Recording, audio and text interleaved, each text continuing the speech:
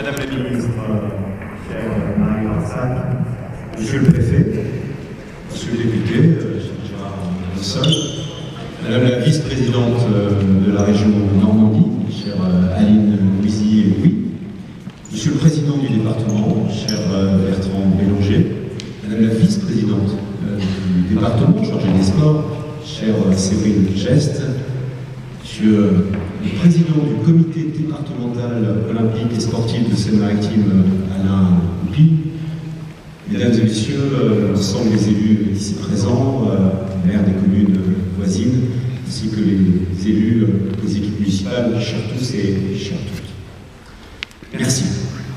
Merci en quelque sorte, par votre présence, de prolonger ces moments de bonheur qui ont été, pour nous tous, les Jeux Olympiques et Paralympiques de Paris 2024.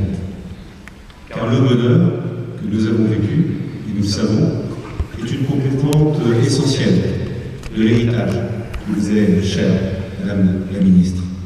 Parce que ce que nous avons vécu, ce que nous avons partagé en commun, on a envie en effet que cela infuse, que cela diffuse dans l'ensemble des territoires. Le bonheur, ça sera dans quelques instants d'accueillir Aurélie Aubert, championne paralympique, dont nous avons tous en mémoire le moment émouvant, grand moment sportif, le moment où elle a obtenu sa médaille d'or. Nous avons tous en souvenir aussi cette découverte pour certains, du chat, et puis ce moment aussi où elle a participé à porter la flamme olympique, et ce moment aussi où, pour la cérémonie de clôture des Jeux paralympiques, elle a porté le drapeau de la délégation française. Ce bonheur, il est encore présent, je l'imagine, dans chacun de nos esprits. Et puis le bonheur, c'est aussi, c'est une chance importante, ici, de compter à peine 600 mètres de ce gymnase, une chocolaterie importante. Alors vous allez me dire, mais quel est le rapport entre Aurélie Aubert et la chocolaterie? Les deux sont un peu liés.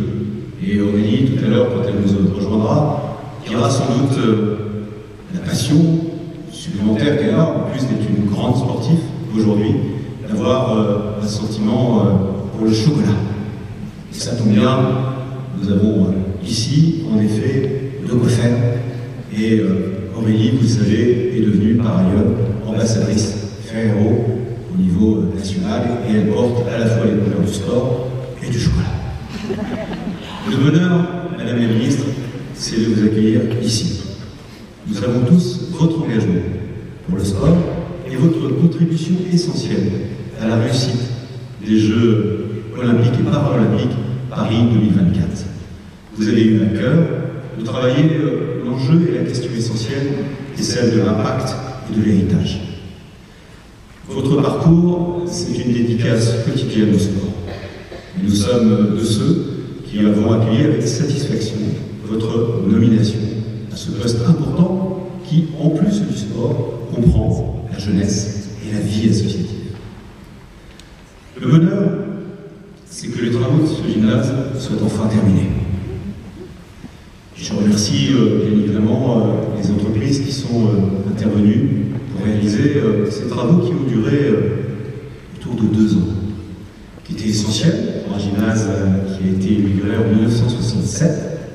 Et nous avions besoin d'agir pour économiser l'énergie, pour s'inscrire pleinement dans les intentions portées au niveau national, l'isolation thermique des équipements et l'accessibilité, qui est un enjeu essentiel, et nous avons en la matière besoin de rattraper beaucoup de retard.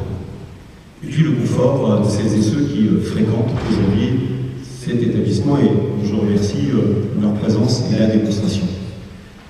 Vous ne le voyez pas, mais derrière moi, il y a en tout 1400 licenciés qui fréquentent le gymnase Pierre de Coubertin.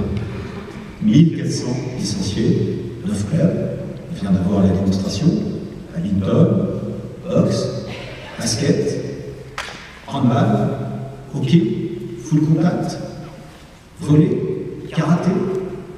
Vous avez là la démonstration, entre autres, d'un équipement qui était attendu par nous, mais par eux surtout.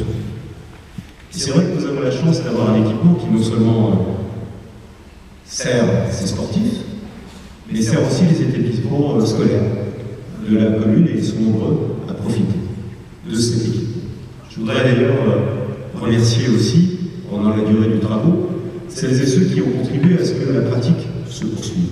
Je voudrais remercier la proviseure du lycée Corneille, juste à côté, Caroline Geste, professeure de sport, Mme Bourdon, Mme Desgrémont, qui ont accepté d'accueillir une partie des activités, tout comme je remercie la ville de Pally, représentée par son maire, la ville de Rouen, la ville de Canteleu, la ville de Saint-Pierre de Varangeville, qui, pendant le temps des travaux, par solidarité, elle existe non seulement dans le domaine sportif, mais aussi au niveau des collectivités, ont fait en sorte que ce moment, un peu long, eh bien, a été le mieux possible organisé pour permettre de continuer au mieux la pratique sportive.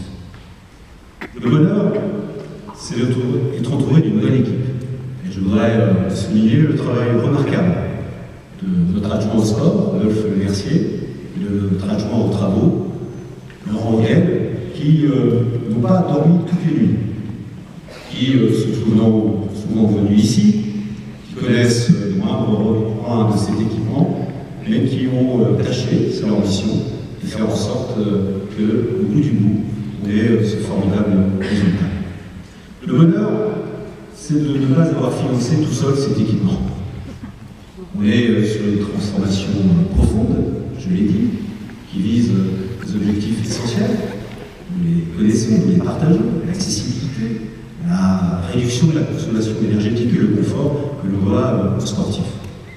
Je tiens à remercier l'État, M. le Préfet, de sa diligence, parce que nous avons pu bénéficier des cibles, fonds verts, et puis d'une contribution importante de l'Agence nationale du sport, qui s'ajoute à la contribution de la région et celle du département. C'est grâce à cela que nous avons pu engager pour l'équivalent de 3 millions d'euros de travaux. Sachant que, bien évidemment, c'est un investissement à double titre. Un investissement parce qu'il permet à des sportifs de pratiquer leur sport et leur loisir de mise secours, les plus jeunes, les plus âgés. C'est donc un investissement pour la cohésion sociale. Mais c'est aussi un investissement parce que, et les élus ici présents le savent, on fait des travaux, on fait travailler les entreprises, et ça crée de l'emploi derrière. Le bonheur, c'est finalement d'être dans une ville sportive. Vous l'avez compris. Nous avons eu la chance d'être labellisés Terre des Jeux. Nous avons eu la chance récemment d'être reconnus comme ville active et sportive au niveau national par l'Agence nationale du sport, notamment l'ORDAS et beaucoup d'autres organismes qui se sont penchés sur le dossier de Barentin. Et c'est vrai que nous avons cette chance de compter 30 clubs, 35 disciplines, 3500 licenciés, dont, et c'est important, 41% de femmes licenciées. Et d'ailleurs, vous en avez ici une très belle démonstration. Nous avons 3 gymnases, un boulodrome, une piscine, 4 terrains de foot, terrain synthétique, piste d'athlétisme, terrain de rugby, terrain bien évidemment aussi pour le volley extérieur. Nous avons également la chance d'avoir de quoi pratiquer son sport hors club aussi. Nous avons des équipements de qualité auxquels, bien sûr, on peut ajouter des salles de tennis de table et on ajoutera bientôt, parce que nous avons fait ce choix, de reconvertir, d'opérer une reconversion, une friche industrielle pour en faire un parc qui sera en 2025 ouvert à la population avec une pratique en plein air sportive, car nous considérons que aider le sport, c'est contribuer non seulement à l'épanouissement personnel, à la santé, je sais que vous êtes attachés à cette dimension-là, mais c'est aussi une attractivité, car l'ensemble des sportifs ici présents sont aussi de formidables ambassadeurs lorsqu'ils vont en compétition à travers le département ou la région. Ils portent l'âme de Barentin, les couleurs de Barentin. Le bonheur, c'est aussi d'être dans une ville qui a fait ce choix d'être de plus en plus inclusive, d'en faire un marqueur de sa politique publique, de faire en sorte, je remercie la contribution de Martine Cateau, l'adjointe chargée de ces dimensions-là, parce que non seulement on veille à l'accessibilité, mais on permet également à la pratique dans tous les domaines, culturels et sportifs, de personnes en situation de handicap. Nous avons élaboré, en lien avec les services de l'État, en 2022, une charte Vie Handicap. Elle nous engage, elle nous mobilise, elle nous responsabilise et elle ouvre des perspectives, car quand on agit pour les personnes en situation de handicap, on agit pour nous tous. Pour celles et ceux qui, l'âge aidant, seront satisfaits et heureux de voir qu'ils peuvent continuer à pratiquer une discipline pour un loisir de leur choix. Vous en avez eu tout à l'heure, à la rencontre de clubs de cette ville, des exemples parfaits. Le bonheur, c'est aussi, et je terminerai là-dessus, d'avoir des entreprises engagées dans ces dimensions-là. Non seulement comme sponsors, c'est bien naturel, de les voir parfois sur les t-shirts ou sur les shorts de tel ou tel sportif, mais plus que cela. Ils cherchent aussi, dans leur contribution, à participer à ces engagements pour les personnes en situation de handicap, pour l'intergénérationnel. Ils cherchent aussi, pour leurs propres salariés, à faire en sorte à ce qu'ils bénéficient aussi non seulement de nos équipements, de nos clubs, et de pratiques qui aident aussi au bien-être de l'entreprise. Vous l'avez compris, le bonheur, il est palpable. Et d'ailleurs, j'aurais pu, et sans doute que vous attendiez à ça, et je laisse ceux qui vont prendre la parole après moi le soin de le faire s'ils le souhaitent, citer Pierre de Coubertin. Tout le monde s'y attend. Et je vais citer Kelly, le chanteur Kelly, qui disait « C'est quand le bonheur ?» Et bien moi je réponds sans hésiter, le bonheur, c'est maintenant. Merci.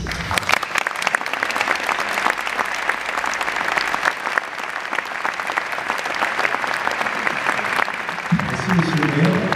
Je propose que le second round soit attribué à Monsieur le Président du département, je m'appelle Bertrand Bélanger.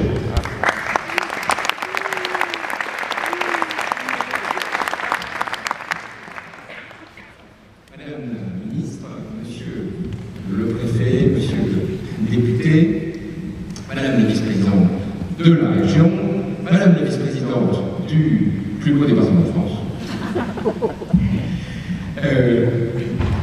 Mesdames et Messieurs, en vos grades et qualités, Monsieur, merci mon cher Christophe de ton accueil et en tout saluant, je voudrais aussi saluer celles et ceux qui t'accompagnent au quotidien dans ta mission de maire et de président de la communauté de communes, des adjoints, des conseillers municipaux, saluer les maires de la communauté de communes qui sont là aujourd'hui.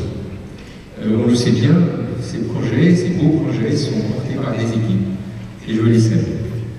Alors, et puis je veux saluer aussi, parce que c'est très important, l'ensemble des sportifs licenciés qui sont là, qui ne représentent qu'une fraction des nombreux sportifs de Barentin, je les salue, et puis je leur dis, je ne doute pas une seule seconde que vous prendrez soin de ce bel équipe. Il a été fait pour eux, pour vous. Mon cher Christophe, tu as fait du bonheur le maître mot de ton intervention. Je pense que tu peux rajouter aussi une dimension qui est celle de la fierté, je le dis, moi je peux le dire. Parce que porter un projet comme celui-là, c'est-à-dire la rénovation d'un équipement sportif, en ayant évidemment à cœur de faciliter la pratique de tous les sports, mais aussi, bien évidemment, d'avoir cette attention particulière sur nos transitions écologiques, énergétiques. Parce qu'on sait que nos finances de nos collectivités territoriales ne sont pas extensibles et qu'il convient que nous prenions part à ces économies et puis que nous soyons économes aussi des ressources pour la planète. Alors oui, je disais fierté parce que tu peux être fier de ce chemin parcouru. Mesdames et messieurs, vous êtes, pour vous qui êtes habitants de Barentin, vous êtes attachés à ce qui est écrit ici, Barentin, cité des arts. Et moi je crois qu'on peut aussi rajouter cité du sport. Et puis en quelque sorte, c'est assez cohérent lorsqu'on porte cette attention particulière aux arts, d'être aussi attentif au sport, surtout évidemment cette année, Madame la Ministre, année particulière, année de fierté aussi. Année de fierté pour la France, pour les Français, évidemment, et puis pour nos territoires. Alors c'est vrai qu'en Seine-Maritime, nous avons eu aussi le privilège d'accueillir le passage de la flamme olympique et de la flamme paralympique. Et je vous disais tout à l'heure, quand nous étions à l'hôtel du département, on a eu cette fierté particulière d'accueillir à un moment donné la flamme dans le château de Mireville. Et le château de Mireville, c'est le château de Pierre de Coubertin. Alors oui, j'en parle. Parce qu'on ne peut pas parler de la Seine-Maritime sans parler de Pierre de Coubertin, parce qu'il est effectivement à l'initiative, et c'est un fédérateur.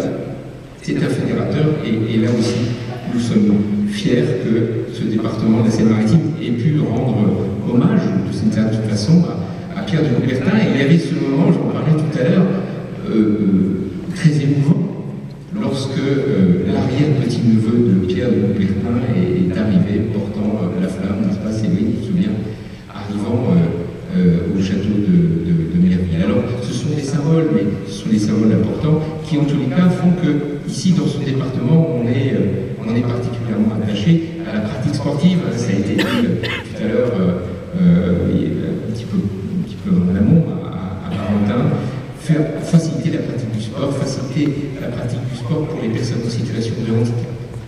On y est particulièrement attaché. Alors, je ne vais pas être plus long. Simplement, je voudrais vraiment, Christophe, te féliciter, te dire que le département a été heureux aux côtés des autres partenaires de pouvoir accompagner financièrement ce projet, comme on a accompagné cette année 90 projets sportifs sur le département de la Seine-Maritime. C'est une façon aussi pour nous de marquer cette attention au territoire et à la ruralité et à la périurbanité et au développement du sport dans l'ensemble de notre département pour évidemment servir nos 1 250 000 habitants et pour faciliter aussi la vie à tous nos clubs sportifs qui portent avec beaucoup d'enthousiasme, beaucoup de détermination, beaucoup de générosité le sport pour l'ensemble de nos concitoyens. Voilà ce bel engagement. Merci encore, Christophe, d'avoir organisé cette manifestation.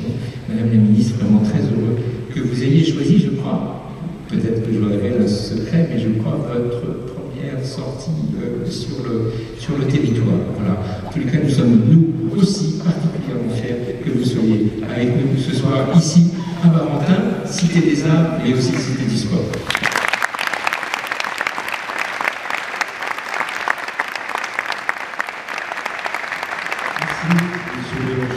Je vous propose que pour la prochaine mi-temps, on accueille Aline Louis, qui est vice-présidente de la région Normandie chargée des sports.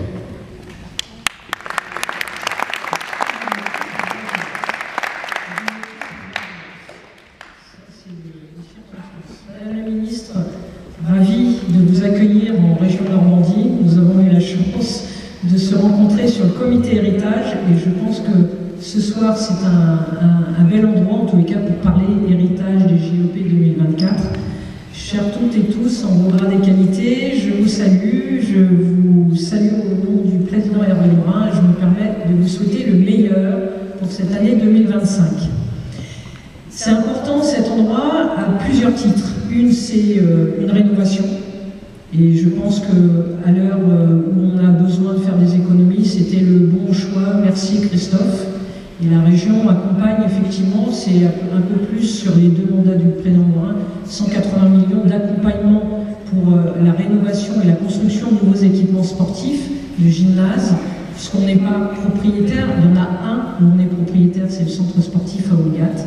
Et on est ravis effectivement de pouvoir avoir un maillage territorial qui soit important pour que tous les Normands puissent pratiquer au plus près de chez eux, que ce soit en valide ou en para. Je pense que là, c'est extrêmement un sujet important, un sujet qu'on doit porter aussi, Madame la Ministre, mais qui est plutôt interministériel sur la mise à disposition des gymnases, des lycées, et je me permettrai aussi des collèges, au service de nos associations, et pas seulement sur les temps hors scolaires, mais même les grandes vacances et toutes les vacances.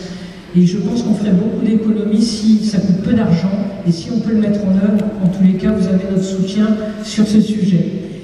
Je voulais dire aussi une terre normande de sport. On a eu la chance d'accueillir 40 délégations étrangères et françaises pendant la préparation des Jeux Olympiques et Paralympiques. Et à ce titre, je remercie l'ensemble des collectivités et des départements qui ont joué le jeu, c'est le cas de le dire, pour accueillir ces délégations de façon gracieuse dans les équipements.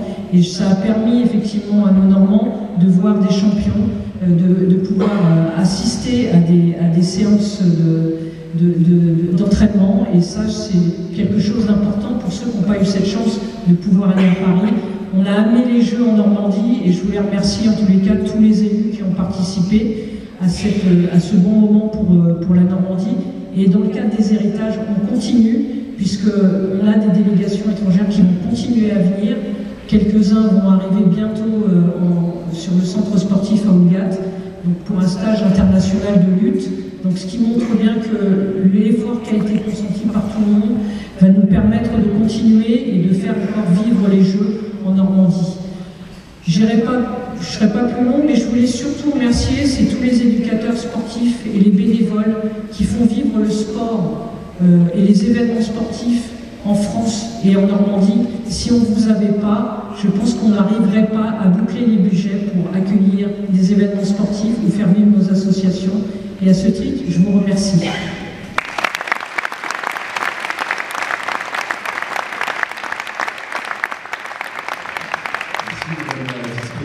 va être au tour pour jouer les prolongations de vous, Madame la Ministre des Sports, de la Jeunesse et de la Vie associative, Marie Barsac, qu'on accueille ici.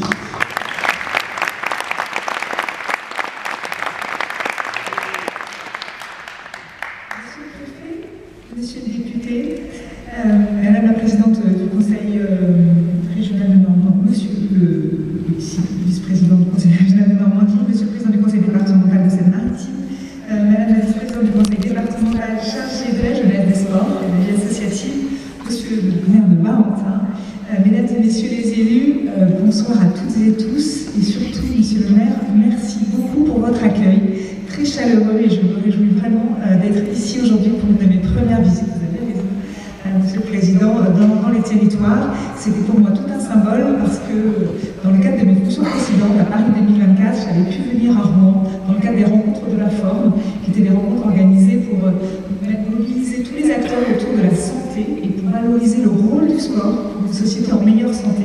Et j'avais pu à cette occasion rencontrer des acteurs associatifs, notamment sportifs, très engagés sur ce volet sport-santé, mais aussi pour donner accès aux personnes en situation de handicap au sport. Donc c'était bien naturel de venir ici dans ce territoire pour le mettre en valeur à l'occasion d'une de mes premières visites. Donc évidemment, pour moi c'était important de valoriser l'investissement que vous consentez évidemment sur ce sujet et votre labellisation d'ailleurs en tant que ville active et sportive en présence de Gilles Averrousse, il n'y a pas si longtemps, en est une reconnaissance et je dois dire que pour moi c'est aussi une marque importante parce que dans le cadre de l'héritage des Jeux également nous souhaitions créer un lien entre la labellisation Terre de Jeux 2024 et le label Ville active et sportive comme un accélérateur.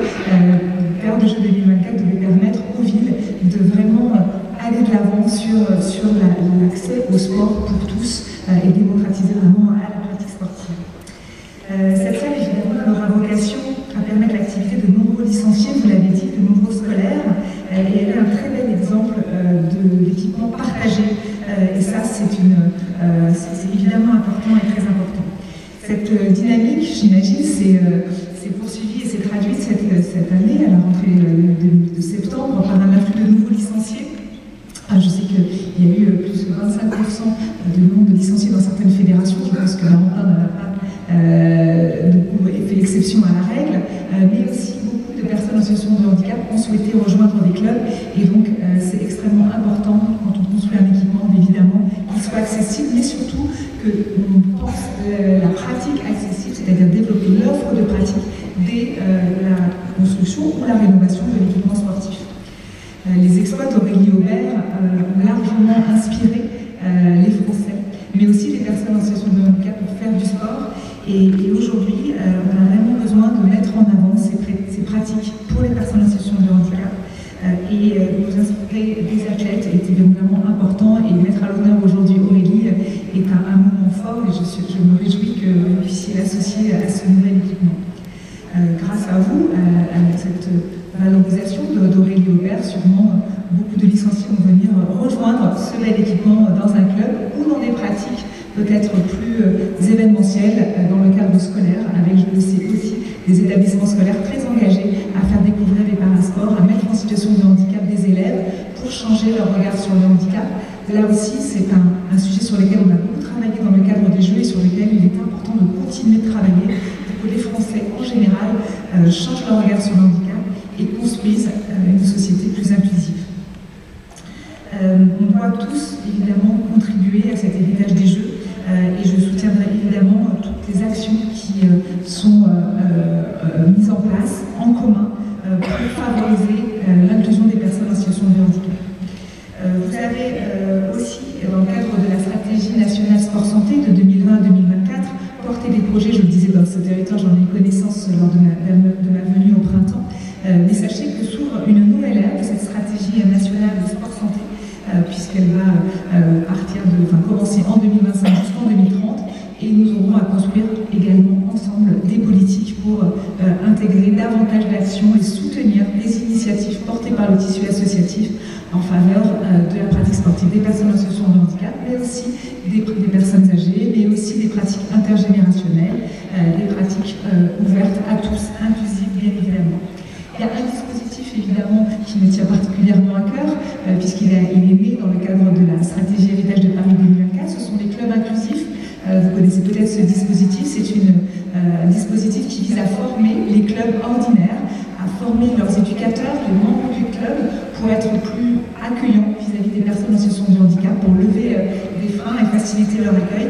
Et donc ça, c'est une dynamique nationale et qui, je suis sûre, trouve un terrain d'expression ici en Normandie. En tout cas, c'est un dispositif qui se poursuit avec des soutiens de l'État. Donc je suis ravie de pouvoir faire l'avant et l'après de ce dispositif, parce qu'il est particulièrement structurant à l'avenir, et nous avons un objectif ambitieux de 3000 clubs inclusifs dans les prochaines années. Donc il va falloir tous se mobiliser pour le succès de ce programme. L'Agence nationale du sport et l'État, vous le savez aussi, ont décidé l'année dernière d'abonder les contrats de développement des fédérations avec une belle enveloppe de 500 000 €. Là aussi pour mieux promouvoir la pratique sportive en 2025. Et donc c'est une dynamique qui se poursuit sur 2025. Et je serais ravie de pouvoir également mobiliser cette enveloppe sur un sujet important qui est l'accès aussi à la pratique sportive des aidants.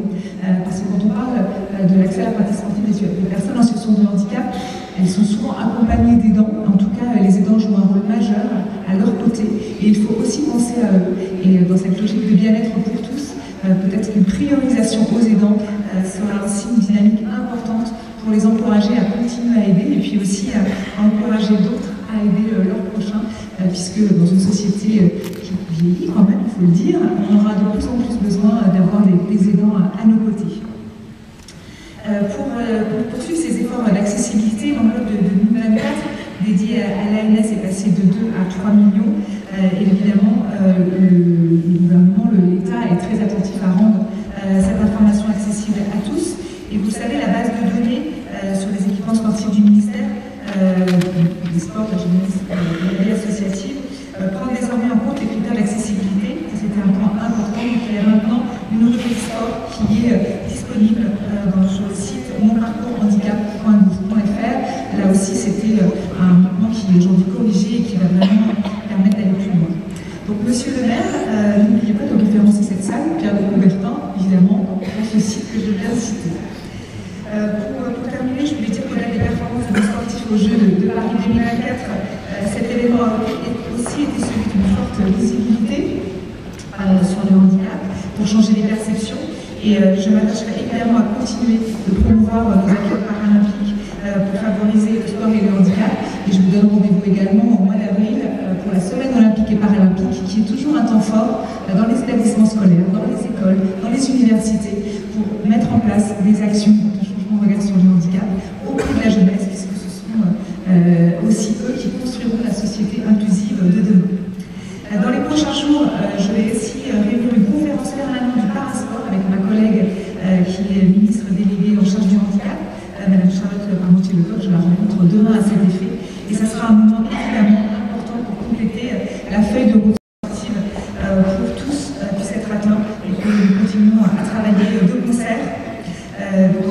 team, c'est une mobilisation forte, comme on l'a vu. Je voulais aussi souligner le travail remarquable du GDOS et du prof Imagine en soutien du GDOS.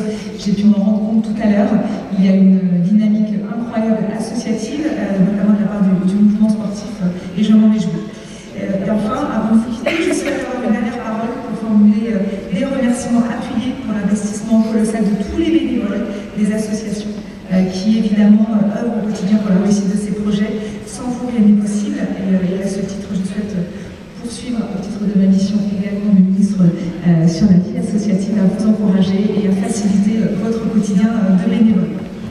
Donc ensemble, ne nous attendons rien, continuons d'avancer, soyons créatifs. Dans ces temps de disette budgétaire, nous avons aussi beaucoup à imaginer ensemble pour trouver des solutions. Il y a des voies de passage pour continuer la dynamique de l'après-jeu.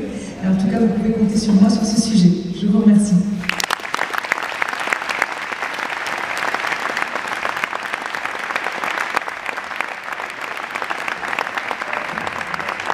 Merci, Madame la Ministre.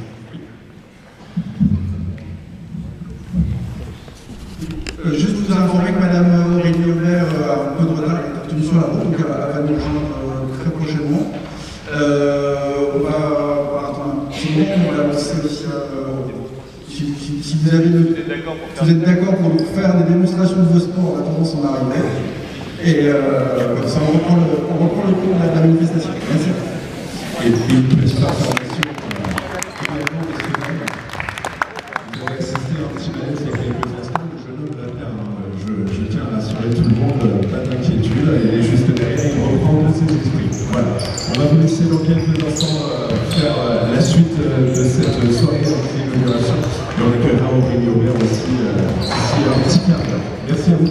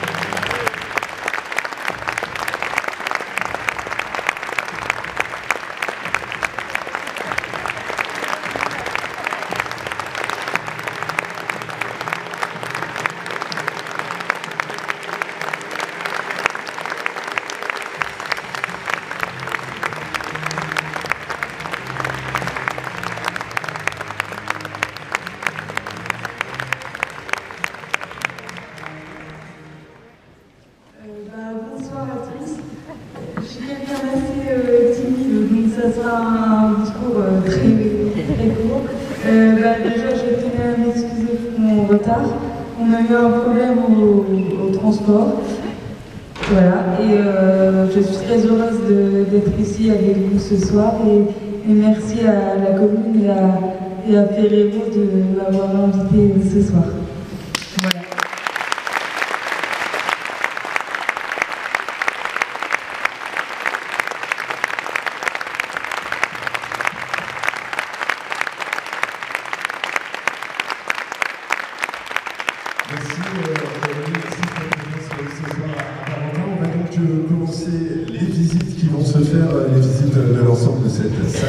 actuellement rénovée. Il y aura également la plaque qui va être dévoilée dans quelques instants, la plaque inaugurale en ta présence, Aurélie. Merci à tous, on peut applaudir encore.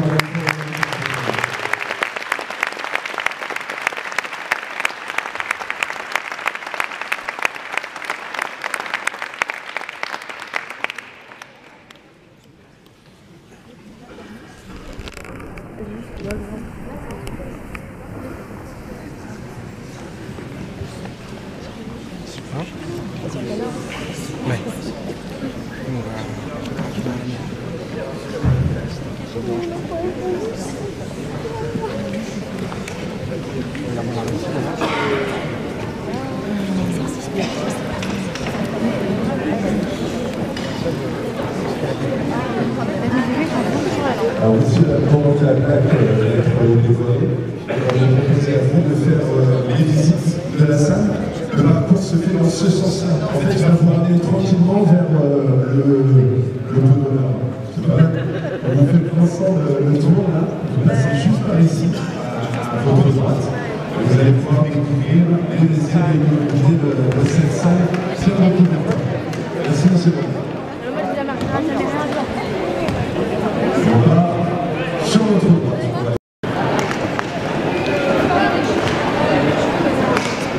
Avant la chorale, c'est encore autre chose. Mais non, mais quand ils ont la chorale, il faut que je parte. Je vais faire de l'harmoche, moi.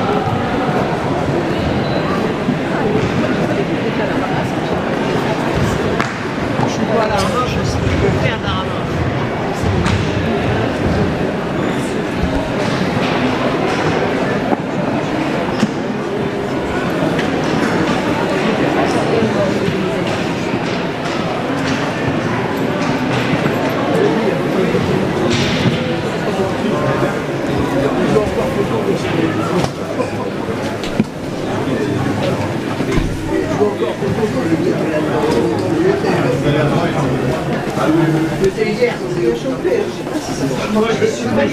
Quand j'ai joué au badminton en championnat, là, que j'ai joué au badminton, on jouait déshabillés pas là, on les habillés chez moi, on était rue Francis-Gard.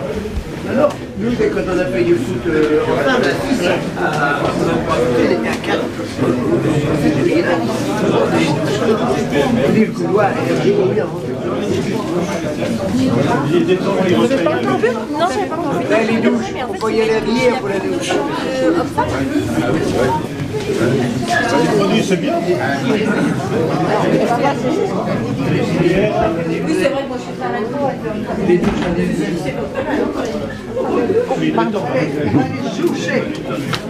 j'étais mieux qu'on prenait les douches que le style. C'est quelqu'un Je sais maintenant. Oui, c'est ah parce qu'ils les ont rajoutés parce qu'avant c'était quand même collectif. Oui, il y a du bon chauffage. Bonjour, ça va bien?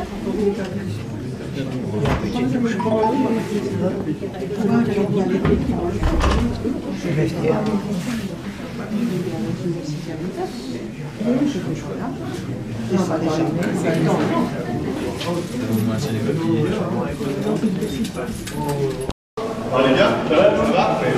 Vous partiez? Ah oui, c'est sinon. Merci.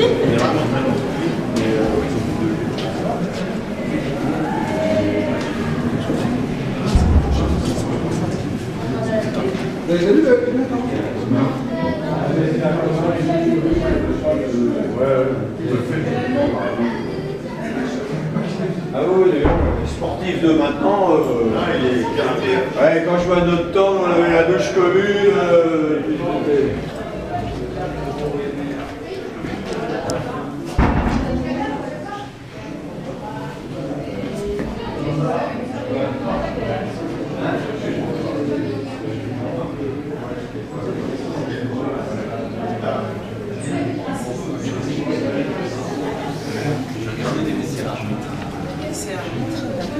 Donc ça c'est encore des vestiaires joueurs.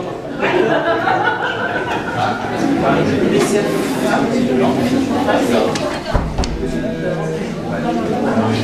de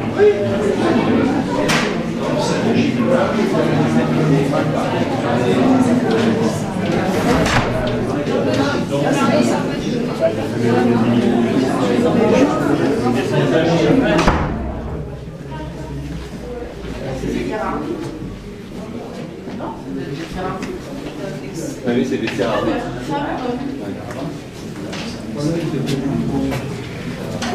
Du coup, ils peuvent mettre une tablette, je sais pas pourquoi, ils peuvent mettre une tablette mixte.